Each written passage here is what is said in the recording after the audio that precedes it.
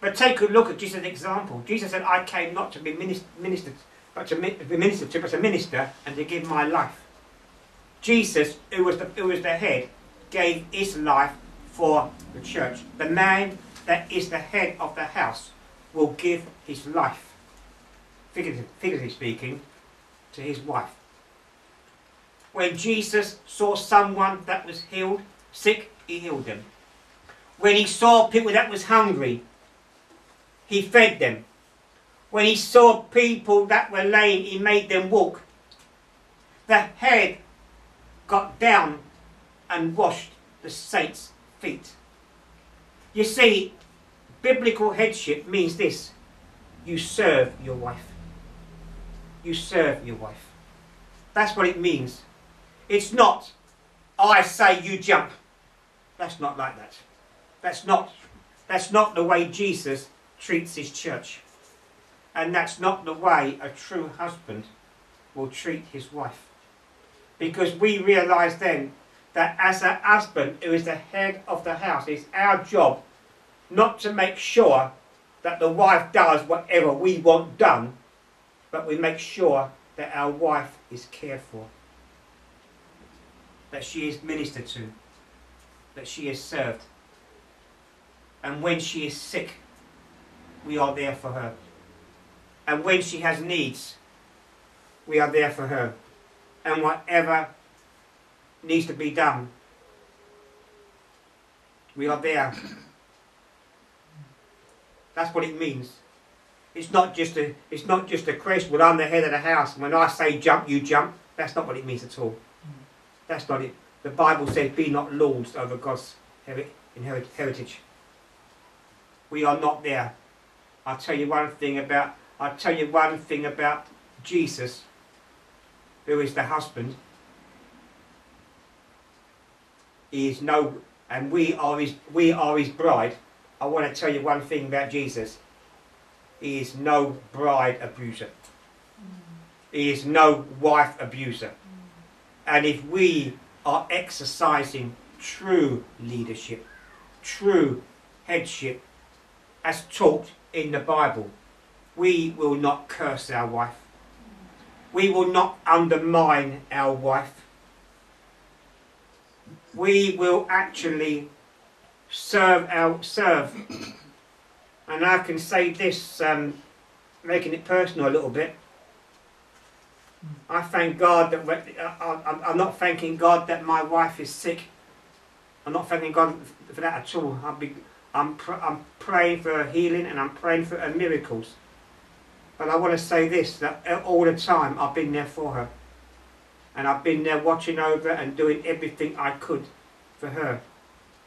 Because to me, that is how I understand true headship. That's what it means to be a leader in a church. David was the perfect example of being a king.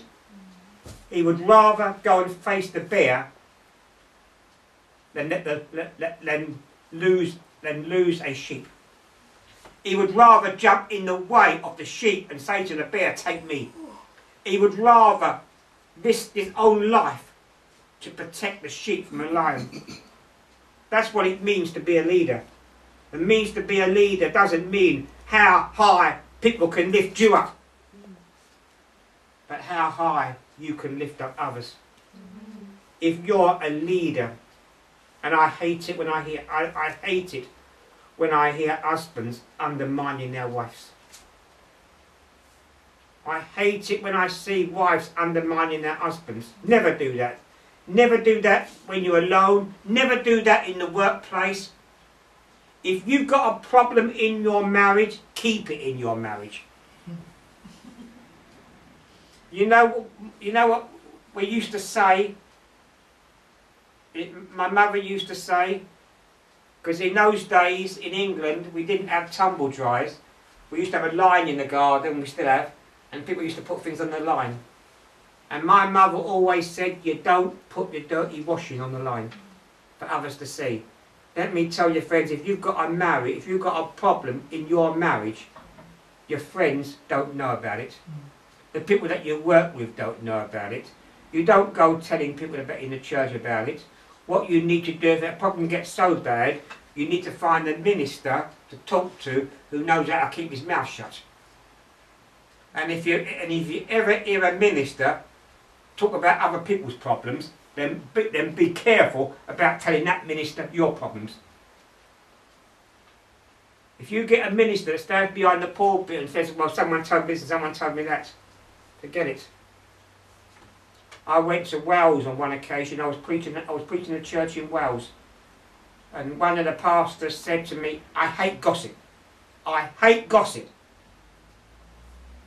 And then within 1 hour of him saying I hate gossip, he told me what everybody in the church was doing.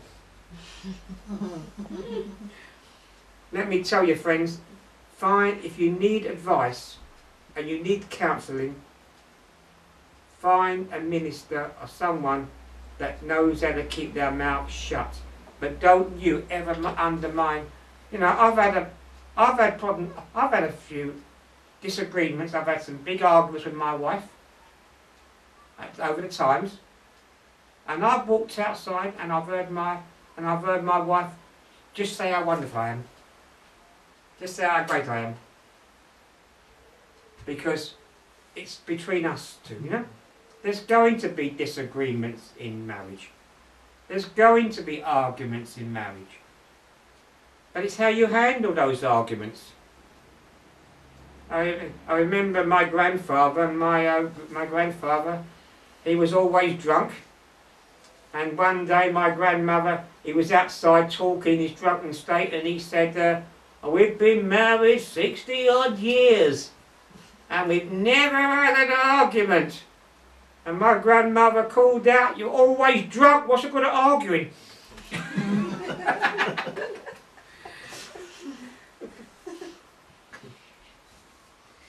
Now, marriage has to be worked on.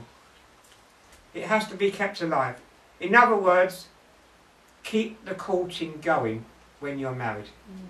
Don't stop that courting. Dress up for each other. Don't just, you know, when you're first going out with each other, you know your boyfriend or your girlfriend's coming round. You dress on, you put on your aftershave and all that kind of thing, and then always look good for each other. Then all of a sudden, now you've been married about 6 months, you come home and what do you find? You're in curlers, face pack on. No, dress up for each other. Look good for each other. Keep it going. Find some good things to say about you. I don't mean make things up, but find some good things to say. You cooked a good meal, say, yeah, thank you, darling, that was a good meal. I really enjoyed that. Find good things. Instead of looking for things to criticise, look for things to praise. If you want to look for things to criticise, look at yourself. And then put them right. Because if you find the things to criticise in yourself, your wife won't need to tell you about it. And your husband won't need to tell you about it. But someone said, well, marriages are made in heaven. No, they're not.